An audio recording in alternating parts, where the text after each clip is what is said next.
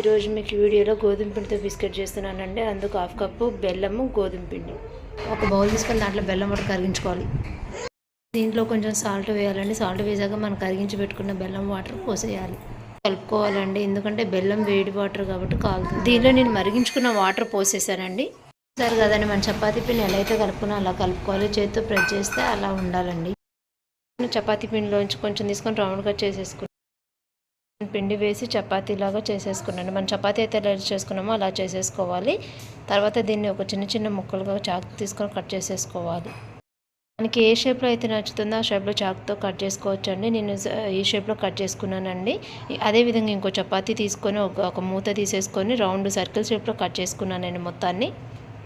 Circle షేప్లో చేసుకున్న తర్వాత ఎక్సెస్ పిండిని తీసి నేను చపాతీ పిండిని కొంచెం సర్కిల్ షేప్, రెక్టాంగిల్ షేప్లో మనం కట్ చేసి పెట్టుకున్న చపాతీ వాటిని వేసే చూసారు కదండి, బ్రౌన్ కలర్ వచ్చేంత వరకు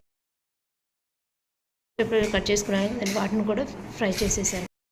ఎంతో క్రిస్పీగా స్నాక్స్ రెడీ అయిపోయాయి.